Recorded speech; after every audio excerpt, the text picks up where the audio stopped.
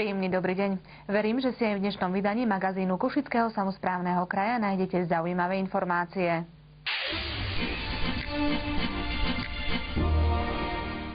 Na cestách 2. a 3. triedy správe Košickej samosprávy plánovali urobiť rekonštrukcie v priebehu 2 rokov. Vďaka financovaniu z projektov verejného a súkromného partnerstva a z úveru Európskej investičnej banky sa nakoniec väčšina súvislých oprav realizovala v tomto roku. Do konca novembra by malo byť opravených 150 kilometrov ciest.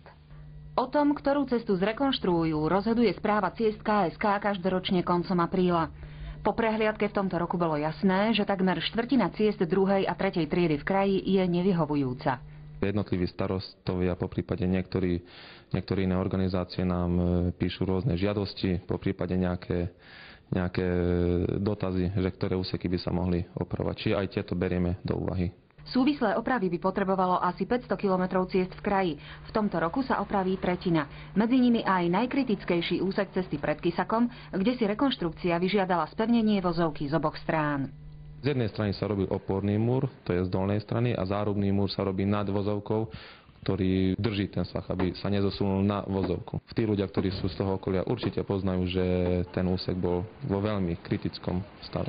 Čiže hrozilo tam dosunutie celého úseku. Podobným spôsobom sa riešil aj zosúv v obci Kostoľany a rekonštrukcie sa dočkal aj most za obcov Slanec. Celkovo na opravu ciest použije KSK v tomto roku 576 miliónov korún. Súčasné opravy by mali zabezpečiť dobrý stav ciest na dlhý čas. Klasická súvislá oprava je asfaltobetónová.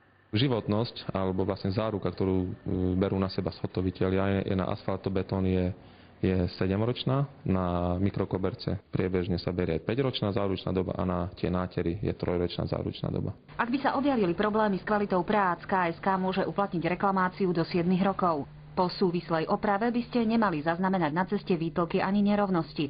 Ak sa pozriete na túto mapu, zelenou sú vyznačené úseky, ktorých opravu dokončia v tomto roku, a modrou tie, ktoré plánujú opraviť v budúcom.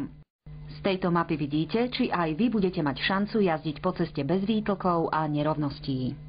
Problémy v slovenských regiónoch sú v mnohom podobné. Spolupráca predstaviteľov vyšších územných celkov je preto jednou z ciest, ako hľadať optimálne riešenia. Podpredsedovia 8 samosprávnych krajov sa stretli v Košiciach, aby hovorili o 2 aktuálnych témach: o rozvoji vidieka a rozvojových programoch pre rómske osady.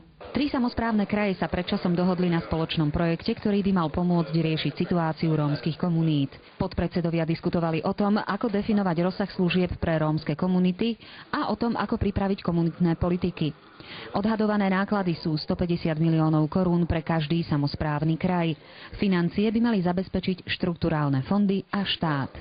Podpredseda Emil Ďurovčík informoval svojich kolegov aj o stratégii rozvoja vidieka Košického kraja.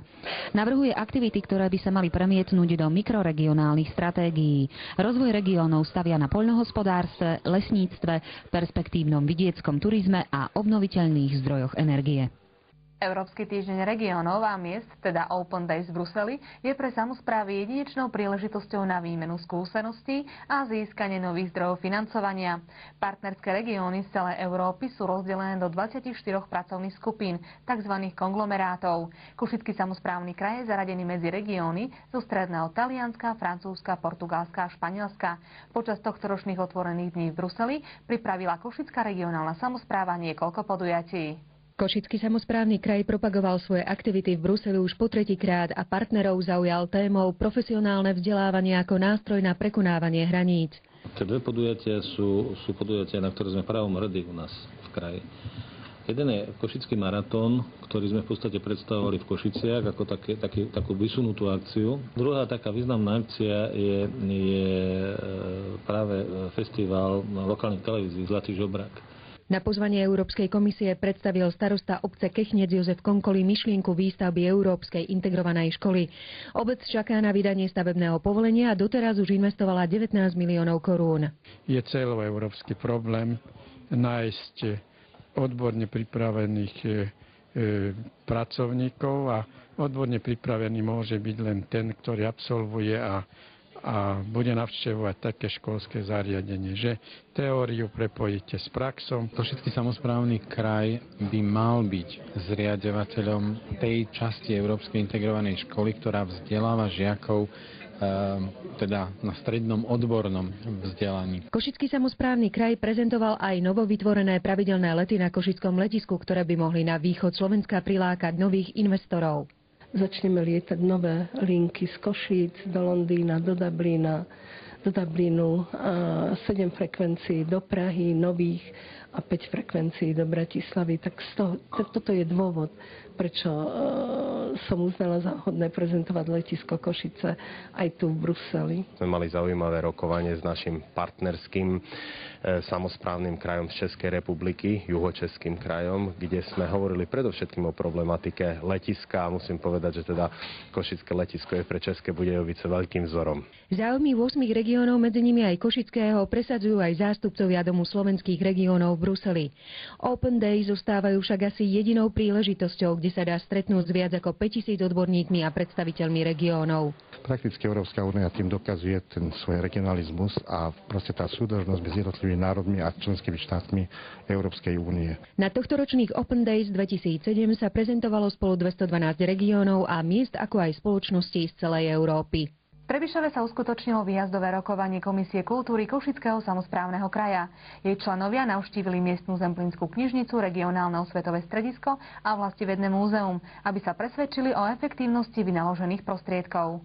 Najširšia diskusia nastala okolo pripravovaného všeobecne záväzného nariadenia Košického samosprávneho kraja o poskytovaní dotácií pre stále viacročné projekty. Momentálne je to 18 stále podporených podujatí, ktoré každoročne dostáva 200 000 od Košického samosprávneho kraja a práve kultúrna komisia si dala do plánu činnosti prehodnotiť ich a žiada aj od nás, aj od ľudí, ktorých to organizovali referencie o tom, že čo dané podujatie obnáša a ako plní ten zámer. Zriadením neinvestičného fondu KSK vzniká ďalšia šanca na podporu iných nemenej zaujímavých podujatí. Tento fond bude vlastne otvorený pre organizácie a inštitúcie, ktoré majú nielen teda kultúrne projekty, ale aj tie a budú sa môcť uchádzať o dotáciu z Košického samosprávneho kraja. Práve preto je dobré, že chodíme po regióne a vidíme, čo sa v konkrétnom regióne robí, v konkrétnej organizácii. Je to výborná príležitosť konkrétne skontrolovať, ako vyzerajú naše jednotlivé inštitúcie. Výška dotácie bude každoročne prehodnocovaná. Pri medzinárodnej účasti je možnosť navýšenia financií, pričom jeden subjekt môže byť opakovane podporovaný až po 3 rokoch. Áno, aj takáto myšlienka padla. Je to súčasť pripravovaných zásad pre poskytovanie. Určite tam budú aj nad 200 000, aj viacej.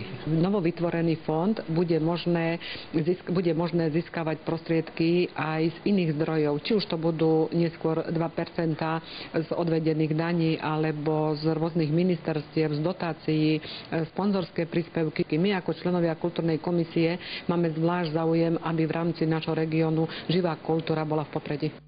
Jednou z dominant Spišskej Novej Vsi je 105-ročná budova Reduty. Už 50 rokov v nej sídli profesionálna divadelná scéna. Spišské divadlo si v tomto roku pripomína 15. rok od svojho založenia. Obe jubileá boli príležitosťou na slávnostné obzretie sa za uplynulými rokmi. A to je trojnásobný dôvod na oslavu. To bola celoslovenská premiéra hry Jana Chalúbku Bendegus. A chrán sa toho, aby si Salonaja už nikdy nevolal Slaninom. Tu som ho premenoval na Salonaja, čo on zo vznešenej vlasteneckosti prijal. Napred! Režisér Miro Košický naštudoval príbeh putovania slovenského Zemana za svojimi maďarskými koreňmi ako Don Quixotiádu. Hoci téma je chulostivá, nikoho neuráža. To, že sme jediní a prví, kto sa odvážil siahnuť po Chalúbkovom Bendegusovi, to je takisto krásne. Takže ja môžem povedať, mám po premiére, ja som dojatý. Kultúra nikdy zárobková nebola, bez financií sa však robiť nedá. A tak oslava, neoslava, reč sa zvrtla aj na tie.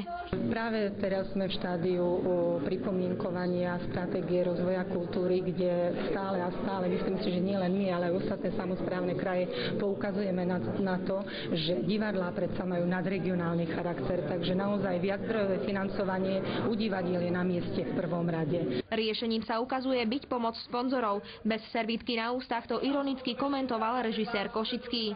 My musíme počkať, kým sa tí ľudia, ktorí dostatočne nakradli a zbohatli na Slovensku, kým si uvedomia, že majú byť mecáni. Hra Bendegus by od divákov núdzu mať nemala. Zabaviť ich, zamyslieť sa nad ňou budú môcť aj diváci v iných slovenských mestách, v ktorých ju už v najbližších dňoch Spišské divadlo odohrá. Každoročne si pozrie expozície Zemplínskeho múzea v Michalovciach približne 12 000 návštevníkov. Po ukončení komplexnej rekonštrukcie interiéru ľavého krídla kaštieľa získalo múzeum ďalší priestor na prezentáciu výtvarného umenia a ďalšie aktivity. Po 13 rokoch konečne slávnostne otvorili zrekonštruované priestory Zemplínskeho múzea. Práce, ktoré financoval Košický samosprávny kraj, stali bezmála 7 miliónov korún. Časť objektu bola dlhé roky neprístupná verejnosti, pretože bola v havarijnom stave.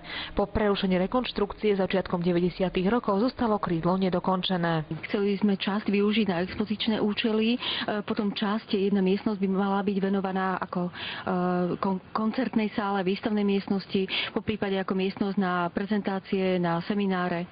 Súčasťou barokovo-klasicistického kaštieľa, v ktorom múzeum sídli, je stála prírodovedná, archeologická, umelecko-historická a etnografická expozícia. Keď si pôjdete Michalovské expozície pozrieť, nezabudnite aj na pracovné činnosti dedinského obyvateľstva, ako kováčstvo, vinohradníctvo, rybárstvo, hrnčiarstvo, spracovanie dreva a výroba tkanín. Zaujímavá je aj zbierka hrnčiarskych výrobkov, dokumentujúca vývoj v nedalekých Pozdyšovciach. Z dedinky Brezina na juhu Košického kraja sa už pešo dostanete do maďarského Pustafalo bez akýchkoľvek obmedzení. Nová značená turistická trasa vznikla po dohode o cezhraničnej spolupráci, ktorú uzavreli vlády oboch štátov. S myšlienkou turistického označenia trasy z Breziny do Čatorne prišiel klub slovenských turistov z Michaloviec. Finančne prispel Košický samosprávny kraj i starostovia okolitých obcí. Videl som, že tu chýba z našej strany chodník, tak na aktíve slovenských značkárov som o tom niečo prehovoril, že by to bolo treba nejak vyznačkovať. No a dostal som za úkol realizovať to. No a výsledkom tej realizácie zhruba od februára do dnešného dňa je vytvorenie toho chodníka so všetkým, jak má byť. 8-kilometrová túra blízko chráneného územia Milič sa začína v dedine Brezina. Prvýkrát si ju po Modrej prešla asi 10 turistov. K hraniciam je to pekná prechádzka bukovými, dubovými a javorovými lesmi, unikátnymi v Európe, v tomto období plných chúp. Od jazierka Izra je to na hranice pešo asi 20 minút a za ďalších 20 sa z hranice dostanete aj do najbližšej maďarskej dedinky Pustafalu. Tiaľ je prechod na Fizer, kde je také maďarské turistické centrum, je tam hrad, múzeum a takéto veci, čo vraj stojí za to. Ešte som tam nebol a určite tam toho roku ešte pôjdem. To bola poslaná informácia, ja vám ďakujem za pozornosť a teším sa na vás opäť o 2 týždne. Dovidenia.